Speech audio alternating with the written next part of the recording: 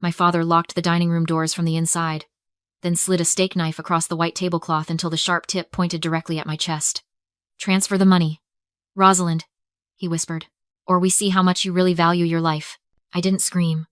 I didn't beg. I just watched my sister Jessica, hunched over my laptop, her eyes manic with greed as she prepared to drain $3.8 million from my account. My mother was gripping the edge of the table, trembling, waiting to be rich again. They thought they were robbing me blind. They didn't know the enter key Jessica was about to press wasn't linked to a bank. It was a silent panic button wired directly to the state police. I took a slow sip of wine. 3, 2, 1. Drop a comment, and let me know where you're listening from, and what time it is for you right now. I'd love to know who's part of our community. 48 hours before, my father pointed a steak knife at me. The only danger I faced was a cold cup of coffee. I was standing in my apartment, in downtown Boston. A space that was everything my childhood home wasn't: quiet, paid for, and safe. The morning sun hit the quartz countertops I had bought with my own money. I was reviewing a case file on a shell company in the Caymans when my phone buzzed against the marble. The screen lit up with a single word. Mother. I stared at it. We hadn't spoken in 6 months. Not since I refused to co-sign a loan for my sister's failed boutique. My thumb hovered over the decline button. Logic told me to let it go to voicemail. Experience told me that if Linda was calling at 8 in the morning, she wanted something, and she wouldn't stop until she got it. I answered. What is it, Linda? Rosalind, honey. Her voice was breathless, dripping with a sweetness that usually cost me 5 figures. Is that how you answer your mother? We've been so worried about you. I'm fine. What do you want? We want to see you, she said, her voice dropping to a theatrical whisper. Your father and we've been doing a lot of thinking. About Grandma Margaret. It's been a year since she passed, and we never really had a proper family dinner to honor her. We want you to come home this Friday. Just us. Family. I leaned against the counter, analyzing her tone the way I analyzed spreadsheets. The pitch was too high. The pacing was rushed. She was lying. My parents didn't do memorial dinners. They did performative grief when there was an audience, and they did shakedowns when there wasn't. I have plans, I lied. Please, Rosalind, she interrupted, desperation leaking through. Jessica will be there. She's going through a hard time. She needs her big sister. We all need to heal. I'm making your favorite roast. For a second, the old instinct flared up, the desperate, pathetic hope that maybe, just maybe, they actually missed me. They still saw me as the mousy teenager who would do anything for a scrap of affection. They didn't know the person I was now.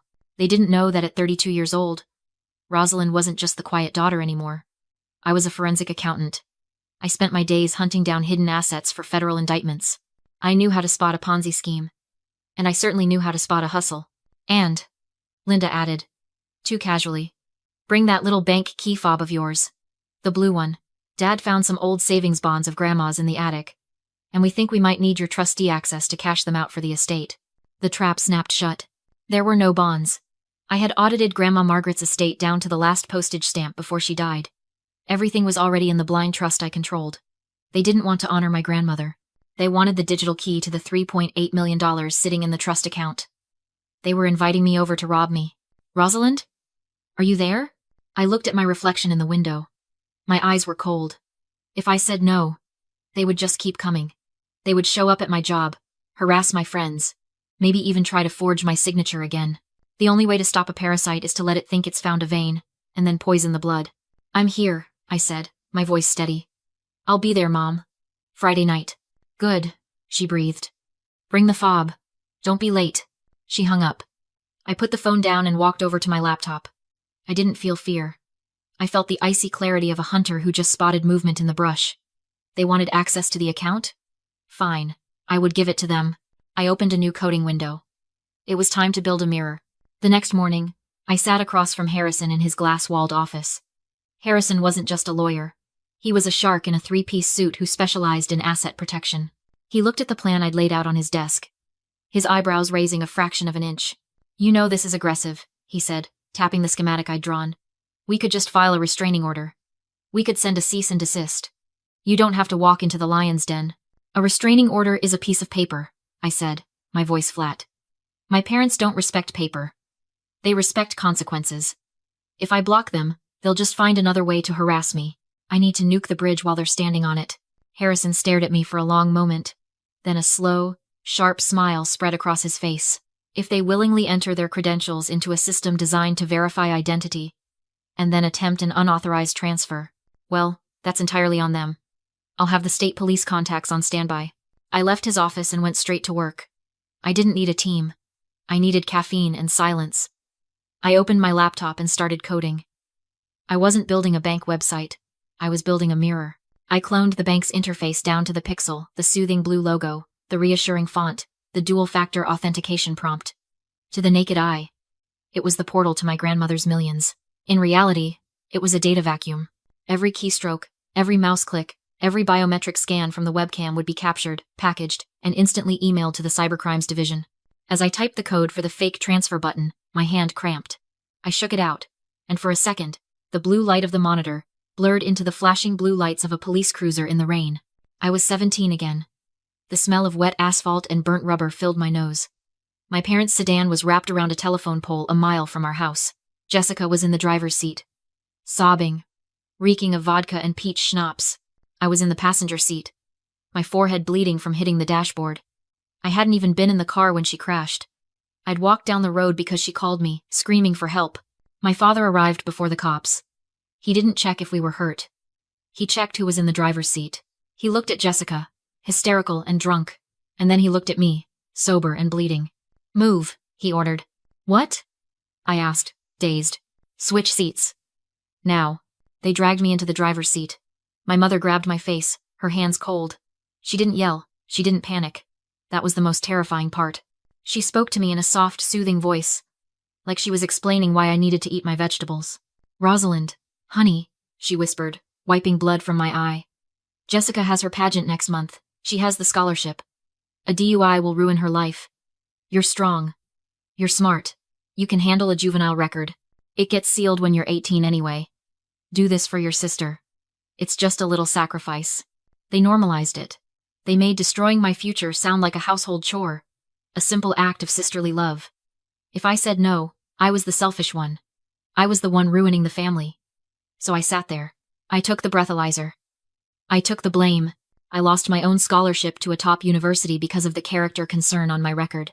I spent my first year of adulthood scrubbing toilets to pay for community college while Jessica went to parties on my parents' dime. I blinked, and the memory vanished. I was back in my apartment, the code blinking on the screen. They had used my love against me then. They had weaponized my loyalty. But they had forgotten that loyalty has an expiration date. I wasn't the 17-year-old girl bleeding in the rain anymore. I was the woman who audits cartels. I finalized the script and hit save. The trap was armed. The gravel of the driveway crunched under my tires, sounding suspiciously like bones breaking. I pulled up to the estate, killing the engine but leaving the lights on for a moment to illuminate the facade. My parents' house in Connecticut was designed to impress people they hated. It was a sprawling, faux Gatsby monstrosity with white columns and manicured hedges. To the untrained eye, it screamed old money. To my eye, the eye of an auditor, it screamed leverage. I could see the cracks in the stucco near the foundation, the peeling paint on the window frames that hadn't been touched in years. The house was like them. A beautiful shell rotting from the inside out. I grabbed my bag, checking for the laptop one last time, and stepped out into the humid night air. Linda opened the door before I could knock. She was wearing a silk gown that looked 2 seasons old and smelled overpowering of lilies. It was a funeral smell, heavy and cloying, used to mask the scent of damp plaster and rising panic. "You made it," she said, her smile tight as a snare drum. "Come in, darling. We've been waiting." She didn't hug me. She ushered me into the foyer where Jessica was pacing. My sister looked like a cover model for a magazine about nervous breakdowns. She was wearing a vintage Chanel dress, but her hair was fraying at the edges, and her eyes were darting around the room as if she expected the wallpaper to attack her. She stopped when she saw me, her eyes raking over my charcoal business suit. "You wore that?" she scoffed, her voice shrill. "It's a family dinner, Rosalind, not a tax audit. You look like a funeral director." "Hello to you too, Jessica," I said, walking past her. "You look tired." "I'm not tired," she snapped, scratching at her arm. "I'm stressed. Not that you would understand stress. Your biggest problem is probably finding a parking spot at your boring office." I didn't take the bait. I just walked into the dining room. The table was set with the wedding china fine bone porcelain with gold rims that they probably hadn't finished paying off. But the food served on it was pathetic. A dry, store-bought roast chicken, and some wilted asparagus. It was a poverty meal served on a king's table. Thomas was sitting at the head of the table. He didn't stand up. He looked smaller than I remembered, his skin gray and clammy. He poured himself a glass of wine with a hand that shook noticeably. "Sit down," he ordered. I sat. I placed my bag next to my chair, ensuring the laptop was within easy reach. We ate in silence for 3 minutes. The only sound was the scraping of silver forks against china. The air in the room was so thick with tension it felt pressurized, like the cabin of a plane about to crash. Thomas dropped his fork. It clattered loudly against the plate. "Enough," he said. "We didn't bring you here to talk about Grandma." "I figured," I said, patting my mouth with a napkin. "The roast is dry, Dad. What do you want?" "We need the money," Jessica blurted out. She slammed her hand on the table, rattling the wine glasses. "Now. Tonight." Thomas held up a hand to silence her. He looked at me, his eyes dead and hard. "Your sister is in trouble, Rosalind. Real trouble. She borrowed money. A lot of it." "From who?" I asked. "Banks don't lend to people with a credit score of 400. "Not a bank," Thomas whispered. "Hard money lenders. Private investors who don't file paperwork and don't care about credit scores. They care about collateral. We put the house up against the loan. But the interest, after it ballooned. They called the note due this morning." "How much?" $3.8 million, Jessica whispered, tears finally spilling over. "They said if I don't pay by midnight, they aren't just taking the house. They're going to hurt me, Rosalind. They sent pictures. They know where I sleep." I looked at my watch. 8:15. "You have until midnight to wire $3.8 million? I asked. "You're the trustee," Thomas said, his voice turning into a growl. "You have access to your grandmother's accounts. We know there's over $4 million in there. You are going to open that laptop, log in, and transfer the debt. That money is for charity," I said calmly. "It's in the bylaws." "Forget the bylaws," Thomas roared, slamming his fist down. "This is your sister's life. You are going to fix this. Now." The mask was off. There was no more sweetheart. No more family dinner. There were just 3 desperate animals in a cage. And I was the only one with the key. "I can't," I said, keeping my voice level. "It's not my money to give. It belongs to the foundation." Thomas didn't yell. He didn't flip the table. He stood up slowly, the heavy oak chair scraping against the floorboards like a warning shot. He walked past me, his footsteps heavy and deliberate, until he reached the double doors that led to the foyer. Click. The sound of the deadbolt sliding home echoed in the silent room. It was a final, metallic sound. He turned around, removed the brass key from the lock, and dropped it into his jacket pocket. Then he walked back to the table and picked up the steak knife. He didn't brandish it. He simply set it down in front of me, the serrated edge catching the chandelier light. "Nobody leaves," he whispered, "until the transfer is complete." The air left the room. This wasn't a family dispute anymore. It was a hostage situation. I looked at Linda. She wasn't horrified. She was nodding, her eyes hard and shiny. I looked at Jessica. She was grinning. A cruel twist of her lips that I remembered from every time she'd gotten me in trouble as a child. They were united in this. They were willing to commit a felony, willing to threaten violence, just to keep their facade from crumbling. I knew what I had to do. I had to sell the fear. If I looked too calm, they would know it was a trap. I had to become the Rosalind they remembered, the weak, pliable doormat. I let my lip tremble, forced my breath to shake, and squeezed my eyes until tears appeared. "Dad, please," I sobbed. "I could lose my license. I could go to jail." "You'll be fine," Linda sneered. "You hid the money. You can hide this." Jessica pointed at me and cackled. Pathetic victim routine. "Just open the laptop." Thomas's hand hovered near the knife. "Do it." I slumped, reached into my bag, and pulled out the laptop. They leaned in like vultures as I clicked the bookmark labeled Trust Access, a mirror site I built the night before. "Type the password," Jessica hissed. I entered it slowly, so they could memorize every character. The fake dashboard loaded, displaying a balance of $3.8 million. Their breath caught. Greed replaced restraint. "Transfer it," Thomas ordered.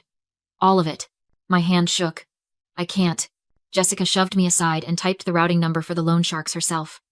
Manic with triumph. "You tried to keep it," she spat. "But I win." "You shouldn't," I whispered. She hit enter. Instead of a confirmation page, the screen flashed red. A siren wailed. Red text screamed, "Critical security alert. Unauthorized access. Biometric captured. GPS locked. Law enforcement dispatched." They panicked. Clicking. Swearing. Demanding answers. "There is no money," I said, standing. "Calm now." Grandma donated the trust months ago. This was a trap. Their faces twisted in horror as the webcam blinked. Say hello to cybercrimes, I said.